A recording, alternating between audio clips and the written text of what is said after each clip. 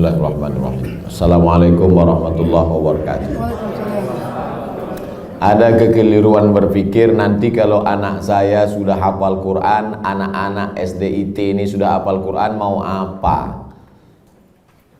Karena bayangan dia kalau sudah hafal Quran jadi ustadz. Gak maulah anak kami jadi ustadz, nanti macam Ustadz Somad, ceramah sana ceramah sini. Gak maulah kami anak kami jadi imam, paling-paling jadi imam tarawih.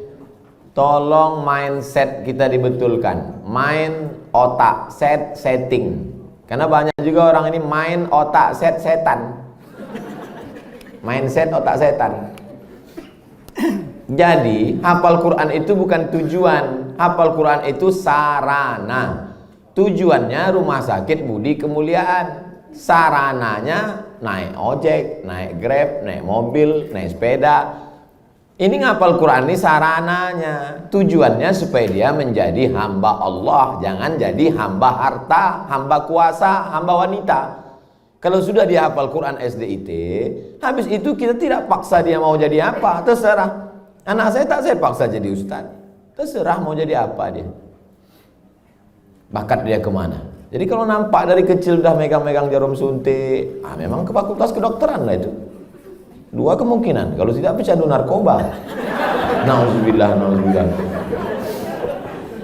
Jadi pendidikan Islam pertama dimasukkan ke kepalanya itu Quran, habis itu hadis Nabi, habis itu barulah akhlakul karimah. Itu mesti dibetulkan. Jangan nanti berpikir nanti habis hafal Quran jadi apa? Ya tetap jadi profesi dia. Kalau dia jadi pengacara, dia jadi pengacara yang hafal Quran. Kalau dia jadi tentara, dia jadi tentara penghafal Quran. Kalau jadi polisi penghafal Quran. Betul kepalanya. Tak dimakannya, tak dizoliminya orang lain. Itu tujuannya. Insya Allah 10-20 tahun akan datang, generasi kita adalah generasi yang Qurani.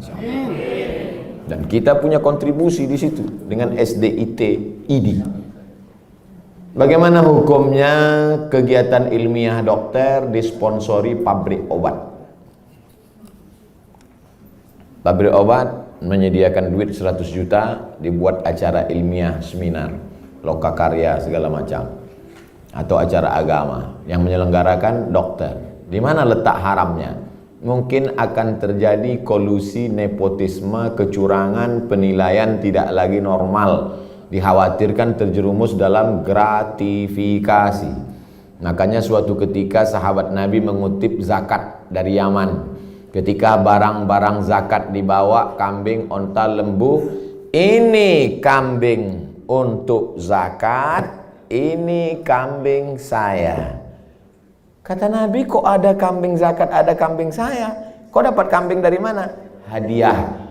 Kata Nabi, seandainya kau duduk di rumah emakmu, di rumah bapakmu, mungkinkah ada orang ngasih kambing? Tak ada. Dia dapat kambing itu karena jabatan. Dikhawatirkan ke depan penilaian dia tidak lagi normal. Sebelum dapat hadiah kambing, periksanya. Berapa kambing? 40 ekor, satu. Berapa unta? 5 ekor, satu kambing. Tapi setelah dapat hadiah, mulai tak normal lagi. Berapa? Mau kasih-kasihlah, nggak kasih nggak apa-apa. Makanya segala penilaian kalau sudah datang ke Indonesia rusak.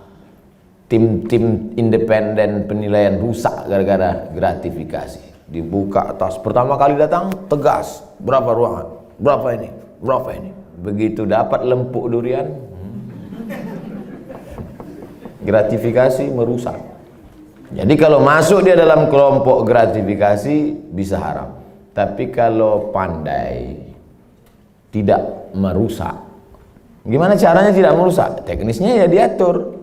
Ini ada sekelompok orang yang menerima dan dia bukan tim penilai, dia bukan tim pemeriksa, dia tidak ada kait-mengait dengan keputusan dan dapat, kalau bisa disiasati, laksanakan. Tapi kalau merusak etos kerja, masuk dalam kategori riswah sogok, la'ana Rasulullah SAW ar-rashi wal murtashi, yang menerima sogok, yang mendapat sogok, maka dilaknat Allah Subhanahu wa ta'ala. Bisa kami Pak Ustaz selamat? Lanjutkan. Tak selamat, stop.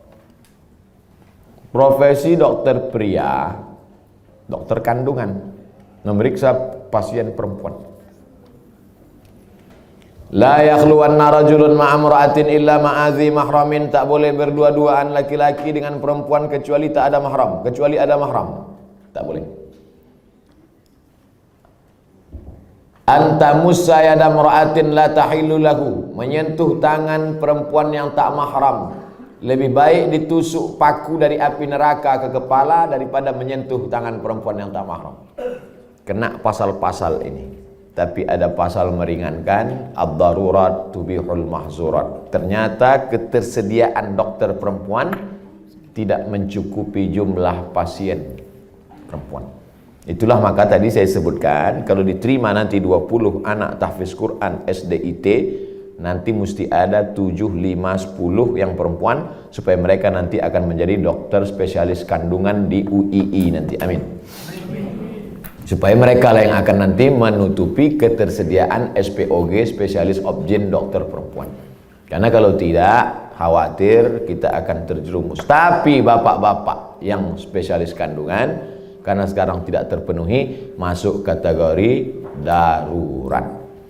Saya sampai sekarang belum tahu survei berapa untuk kota provinsi. Terlalu besar mungkin untuk Indonesia, Provinsi Kepulauan Riau, Kota Batam saja. Berapa dokter SPOG perempuan, berapa yang laki-laki, berapa yang hamil perempuan, memanglah perempuan itu hamil. Berapa hitungannya? Kalau satu dokter itu berapa? Kalau masih dalam kategori darurat, tapi kalau hanya untuk tidak darurat. Ustadz dulu, anak Ustadz Mizyan Hazik Abdillah, dokternya laki-laki atau perempuan? Perempuan. Dokter Sri namanya, di depan UIN Suska Riau, Jalan Pelajar, dokter perempuan. Tapi andai tak lagi ada dokter perempuan, hanya tinggal dokter laki-laki, pilihannya antara dua. Kalau tidak ditangani dokter laki-laki, mati. Maka tak boleh pilih mati. Assalamualaikum Bapak. Ya, istri Bapak sedang hamil tua, kami tidak ada lagi dokter perempuan, yang ada dua, mati atau dokter laki-laki. Biar aja mati. Haram hukumnya memilih mati. La tulqu bi aidikum ila tahlukah. Tak boleh menjerumuskan diri sendiri kepada kematian. Pilihlah dokter laki-laki dengan alasan darurat. Jadi bapak dokter jangan merasa kau sedang berbuat dosa besar, tapi kau sedang menyelamatkan orang banyak. Saya tak bisa merasakan gimana rasanya jadi dokter laki-laki yang memeriksa perempuan. Apakah tak ada lagi nafsunya? Atau dia macam menengok daging sapi saja? Itu tak bisa kita rasakan, karena semua kata-kata yang bercerita tentang rasa, rasa pasti berdusta. Kata tak dapat menceritakan rasa. Tak bisa. Oleh sebab itu, kalau ada terlintas di hati bapak macam-macam sambil memeriksa itu, banyak-banyaklah istighfar. Astaghfirullah. Banyak minta ampun. Solat sunat supaya hati terjaga. Tapi yakinkan bahwa perbuatan bapak bukan dosa. Jelas jawaban saya? Bagaimana pandangan Islam suntik botok mengurangi kerutan yang tak bersifat permanen, bertahan 6 bulan? Tak boleh mencabut uban, karena uban itu nanti di akhirat akan menjadi cahaya. Lama saya berpikir, uban kok cahaya? Kenapa uban tak boleh dicabut jadi cahaya? Baca hadis, jangan baca hadisnya, baca syarah penjelasannya. Rupanya dengan melihat uban di cermin, ingat tua, ingat mati, bertambah takut, bertambah amal. Makanya dengan bertambah takut, bertambah amal, maka akan menjadi cahaya. Itu rupanya korelasi uban dengan cahaya. Apa hubungannya dengan kerut? Kerut sama uban juga sama, mengingatkan bahwa kita sudah tua. Saya dulu waktu muda tak ada ini. Saya tengok foto-foto saya yang lama waktu di Mesir, ganteng juga. Saya sudah tua. Tapi dengan tua ini kita sadar bahwa sudah tua, bahwa kita ini akan mati. La'ana Rasulullah SAW al-wasimat. La'anallahu al-wasimat. Hadisnya riwayat Abdullah bin Mas'ud. La'anallahu al-wasimat. Allah melaknat perempuan tukang buat tatu. Wal mutasimat, minta buatkan tatu. Wal mutanammisat. Apa ini? Alis. Mencabut alis, mencukur alis. Wal mutafallijat, gigi. Karena orang kalau sudah bertambah tua, bertambah giginya. Bukan gigi itu bertambah panjang dia. Maka gigi itu dia otak-atik. Zaman dulu orang kalau mau nikah tak ada pakai akte kelahiran. Sama macam mau beli sapi kurban, kambing kurban. Gimana kita tahu umur kambing itu sudah 2 tahun? Tengok giginya. Orang pun juga tengok giginya. Otak-atik gigi. Wal mughayyirat, yang nomor 5, merubah ciptaan lil husni, karena untuk mempercantik. Kalau merubah ciptaan dari yang tak layak menjadi layak. Ibu bapak dokter yang gigi, tukang pasang kawat gigi, jangan sangka itu perbuatan haram. Ada memang dia perlu. Ada orang ini kalau dia senyum sama kita 3 hari kita tak bisa tidur. Nah, itu memang perlu dibetulkan, perlu luruskan, diperbaiki. Tapi kalau hanya untuk gaya-gaya aja, hari Senin pink, hari Selasa hijau, ini mubazir, perbuatan saya saudara setan. Oleh sebab itu maka kira-kira suntik botok mengurangi kerutan ini termasuk yang mana nih? Masuk kategori nomor 5, mughayyirat lil husni, merubah untuk mempercantik-cantik saja. Sebetulnya saya tengok-tengoklah, dia sebetulnya tidak berubah jadi cantik, dia saja merasa cantik. Berapa banyak orang yang operasi pipi, operasi dagu, operasi hidung, dia merasa cantik, kita takut. Saya terus terang dengan orang operasi takut saya tengok. Dan saya tengok wajahnya yang operasi itu bentuknya sama-sama aja semua kan. Sama macam bencong. Hidung panjang, dagu panjang, panjangnya tak tentu arah pula. Rupanya silikon itu tidak bisa berinteraksi dengan darah. Akhirnya membusuk. Busuklah darah di hidung ini. Kata dokter, ini mesti dipotong. Dipotong hidung ini. Alhamdulillah ada terapi lintah. Akhirnya digantungkanlah lintah. Digantungkanlah lintah di sini. Untuk menyedot nanah tadi. Biasanya kalau kulit kita digantungkan lintah, itu 1 hari lintah itu bisa tahan nyaman. Tapi pas ditempelkan ke hidung, asal tempel jatuh. Asal tempel jatuh, kata lintah. Lintah pun tak mau. Terapi lintah. Bayangkan itu lintah. Yang mau lintah darat aja yang mau. Saking kan busuknya hidung yang gara-gara silikon tadi. Wala udhillannahum, aku sesatkan mereka, kata setan. Setelah sesat, wala umanniyannahum, aku buat mereka berhalusinasi, berimajinasi. Apa kata setan? Kau cantik, kau cantik, kau cantik, kau cantik, kau cantik, kau cantik, kau cantik. Dia saja merasa cantik. Orang merasa ngeri. Hai yang asik dibuat setan operasi, sesungguhnya kau saja yang merasa cantik, sesungguhnya orang merasa ngeri. Tapi orang nggak jujur. Gimana Jeng? Aku kelihatan cantik nggak? Wow, amazing. Padahal dalam hatinya macam hantu aku tengok.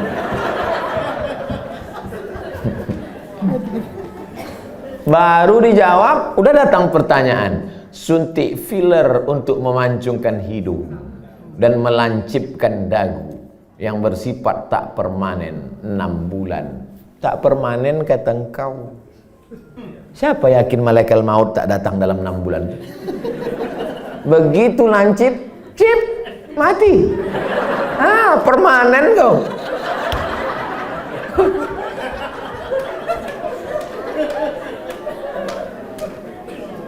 Kau cantik bukan karena dagu kau lancip. Kau cantik bukan karena hidung kau panjang. Kau cantik karena bekas air wudhu. Kau cantik karena habis baca Quran. Kau cantik. Yang mengatakan cantik tak cantik itu kan hati. Betul? Bapak-bapak ganteng. Ganteng. Bininya tidaklah jelek, tapi rasanya taklah sepadan berjalan. Pas ditanya orang, Pak, siapa perempuan paling cantik? Itulah yang paling cantik gitu deh. Entah dia jujur, entah takut, Allahu a'lam. Karena antara jujur dan takut ini beda-beda tipis. Tapi yang jelas kata dia, cantik itu membuat cinta atau cinta itu membuat cantik?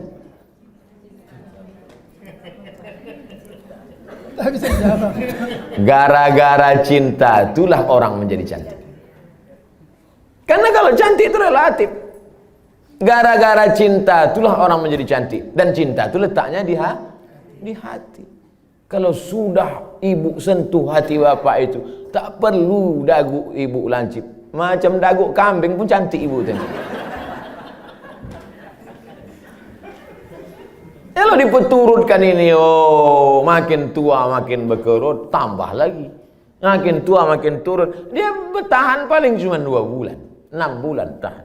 Habis itu hidung turun, dagu turun. Tinggal mencari sapu lidi aja lagi. Nenek sihir.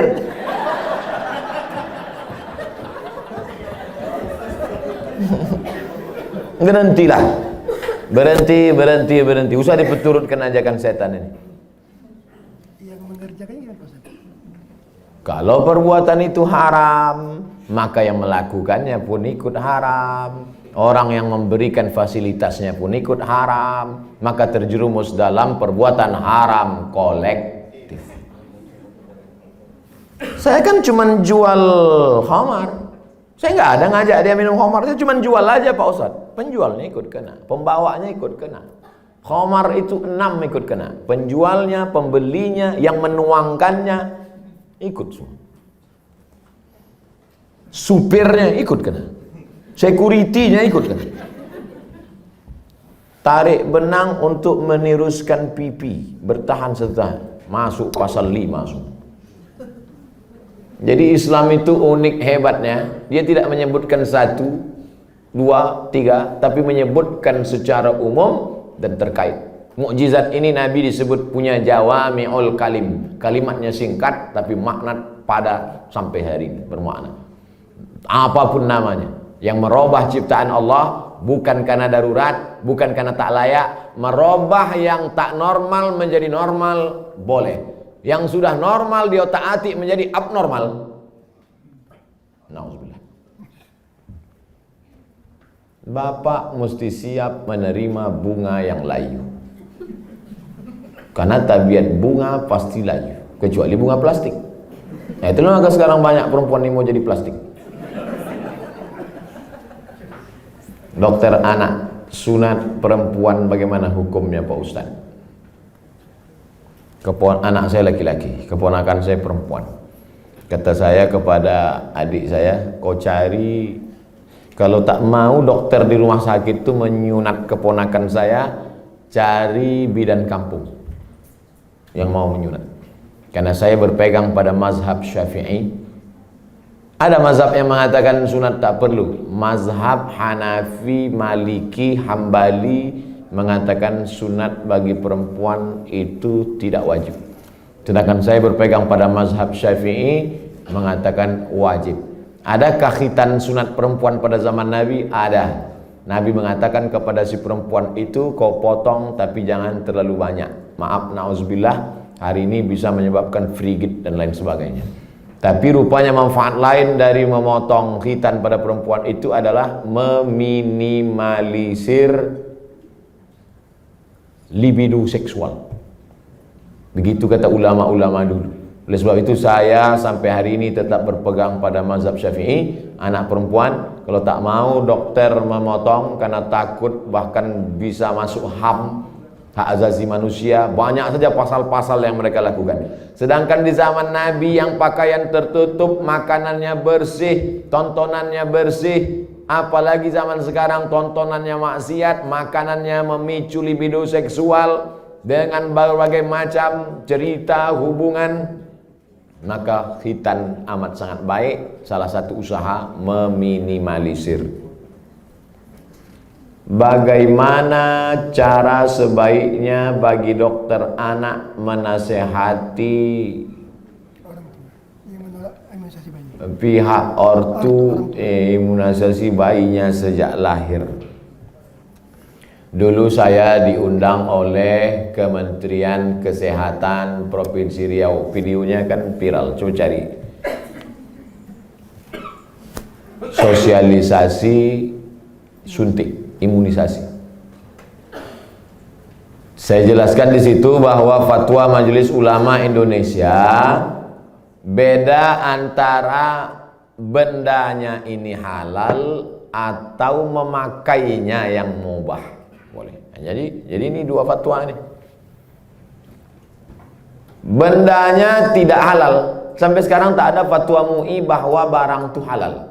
Karena memang dia dibuat dari babi. Maka tak ada fatwa halal. Yang ada itu fatwa mubah, boleh menggunakannya karena alasan memilih dua mudarat yang teringan. Cacat, sakit, mati dengan babi. Kalau kita masuk ke hutan, pilihannya babi sama mati. Pilih mana? Pilih babi atau mati? Orang Batam pilih gonggong. Tidak boleh pilih mati. Pilih babi. Pergilah kita berdua ke dalam hutan. Tak ada makanan.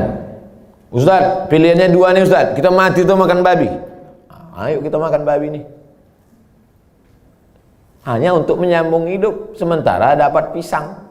Tapi setelah dapat pisang, tinggalkan babi. Yang gua nanti pas dapat pisang, saya makan pisang. Bro, ayo makan pisang. Enak babi ini Ustaz. Tak bisa. Mana tahu nanti datang pakar medis dunia, entah dari mana, dibuatnya lah barang dari yang halal, maka kita tinggalkan yang ini. Tapi sementara dia datang, maka menggunakan ini hukumnya mubah. Jelaskan itu. Kami tak bisa menjelaskannya Pak Ustaz. Tontonlah video ini.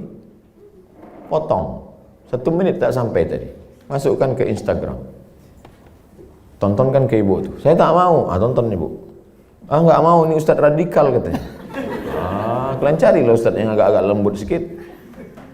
Bagaimana cara dokter bisa lillahi ta'ala, bisa menghindari sifat riak, sombong, bila kita memiliki kelebihan keahlian dibandingkan dokter-dokter lain. Insya Allah nanti kalau sudah berdiri pas pembelian tanah pun nanti pas ini soalnya yang saya cakapkan ini tak bisa pakai teori. Kita ID sudah survei dapat tanah 1 hektar di harganya 200 juta. Ini dokter yang sombong, yang riak, yang mobil mewah, kesini duluan bawakan proposal. Assalamualaikum Pak Dokter. Pak Dokter kan pasiennya banyak. Oh iya kata dia. Saya yang paling hebat di Batam ini kata dia. Rumah Pak Dokter kan paling bagus. Oh iya kata dia. Rumah saya yang paling mahal. Ini tanah nih 200. Aduh semua utang kata dia. Jadi kalau mau menghilangkan kesombongan, keangkuhan, nih pas praktek nih. Makanya nanti pas hari ulang tahun ID, peringatan hari besar ID, jalan-jalannya itu ke danau, ke bukit, ke mall, oke sudah itu udah. Jalan-jalan ke panti asuhan, jalan-jalan. Tapi kalau kita sudah punya sendiri, maka tiap hari pertemuan dibawakan, tiap bulan datang, di grup ada terus. Belum bayar, ini anak 4. Maka insya Allah itu menghilangkan keangkuhan, kesombongan, keegoan, segala macam. Kita hanya berusaha. Ceramah ini ada baiknya. Tapi tiap hari ceramah, tak masuk ke kepala. Ada tingkat jemu, ada tingkat bosan. Ada orang bosan pada ceramah. Orang kalau terus muncul bosan. Desainer, koreografer, tukang desainer pakaian itu, yang laki-laki, itu muncul kebosanannya pada perempuan. Kan banyak yang melambai kan? Kalau ada orang bosan pada perempuan gara-gara sering menengok perempuan, itu desainer sama koreografer. Yang lebih mengerikan adalah bosan mendengar ceramah. Apalagi sampai tobat sama ustaz. Aku kalau sama ustaz ini tobat aku. Nah, itu na'udzubillah. Jadi makanya saya ingin mengatakan bervariasi. Ceramah oke, sebulan sekali, seminggu sekali. Tapi harus ada amal yang tidak teori tapi langsung praktek. Nah, maka saya selalu sama. Di mana-mana saya ceramah tak keluar dari 3. Islahut tarbiyah, perbaikan pendidikan. Islahul iktisad, perbaikan ekonomi. Islahul siasah, perbaikan politik. Perbaikan politik, pilih anggota dewan yang peduli pada syariat Islam. Perbaikan ekonomi, belanjalah ke warung tetangga, bangkitkan ekonomi umat. Perbaikan pendidikan, masukkan anak-anak ke pondok pesantren. Yang punya duit banyak, beli tanah, dirikan sekolah. Karena sekolah yang ada sekarang belum mampu untuk menampung anak-anak kita. Apalagi anak-anak yang tak mampu. Daftar ulang 17 juta. Anak siapa yang bisa? Tak tertampung.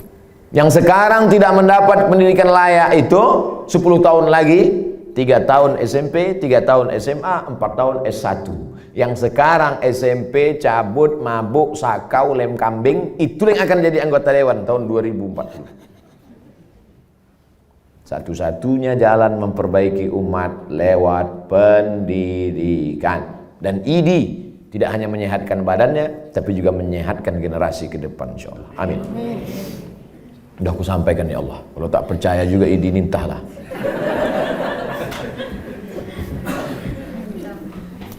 Dah habis pertanyaan. Habis. Terima kasih atas segala perhatian Bapak dan Ibu. Ceramah kita pagi ini baru starting point, baru start. Ini belum finish. Ini baru garis start. Usaha kita ke depan. Masih, saya tak bisa mengontrol. Bapak Ibu lah saling tolong menolong. Mudah-mudahan kita tetap saling tolong menolong dalam kebaikan dan ketakwaan kepada Allah. Tapi kita tak bisa guna apa-apa selain pertolongan Allah. Mari kita sama-sama berdoa ala hazihin niyah, untuk niat yang baik ini supaya Allah sampaikan dengan kemuliaan surat Al-Fatihah. A'udzubillahi minasyaitonir rajim. Bismillahirrahmanirrahim. Alhamdulillahi rabbil alamin. Ar-Rahmanir Rahim. Maliki yaumiddin. Iyyaka na'budu wa iyyaka nasta'in. Ihdinas siratal mustaqim, siratal ladzina an'amta 'alaihim ghairil maghdubi 'alaihim waladdallin. Amin. Allahumma shalli ala sayyidina Muhammad wa ala ali sayyidina Muhammad. Allahumma inna nas'aluka bisirril Fatihah wa bisirri nabiyyika Muhammad sallallahu alaihi wasallam at-tuballigh maqasidana. Dengan kemuliaan selawat dan kemuliaan surat Al-Fatihah, sampaikan niat baik kami ya Allah. Wa taqdi hajatina, tunaikan hajat-hajat kami, hajat dunia, hajat akhirat ya Allah. Allahumma barik lana fi arzaqina, rezeki kami ini berkahilah dia supaya bisa menjadi amal soleh yang tetap mengalir sesudah kami mati ya Allah. Allahumma alif baina qulubina, satukan hati kami, pertautkan jiwa kami supaya kami ikhlas beramal karena Engkau.